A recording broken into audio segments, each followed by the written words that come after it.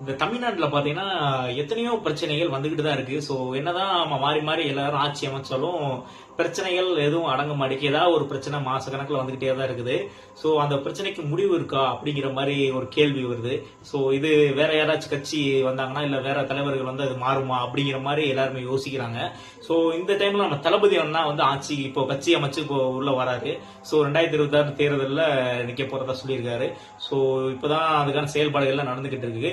நிறைய பேர் பாத்தீங்கன்னா நம்ம தளபதி நாவை பிடிச்சிருக்கு ஓட்டு போடுறேன்னு சொல்றாங்க. ஆனா நிறைய பேர் என்ன சொல்றாங்க பாத்தீங்கன்னா இவர் வந்து பணம் சம்பாதிக்கிறதுக்கு தான் இங்க வர்றாரு அப்படிங்கிற மாதிரி சொல்றாங்க.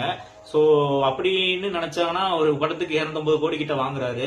சோ வருஷத்துக்கு 2 படம் நடிச்சு 500 கோடி வாங்கிட்டு போயிடலாமே. சோ அதுக்காண்டிலாம் கிடையாது. ஒரு மக்களுக்கு நல்லது செய்யணும் அப்படிங்கிற ஒரு எண்ணத்தோட வர ஒரே தலைவர்னா நம்ம தளபதி என்னன்னு சொல்லலாம். உண்மைதாங்க. வேணா யாருங்க இப்போ நான் ஒரு படத்துல 250 கோடி தராங்க. சோ வருஷத்துக்கு 2 படம் 500 கோடி ஆச்சு. எதுக்கு அரசியல் வரணும்?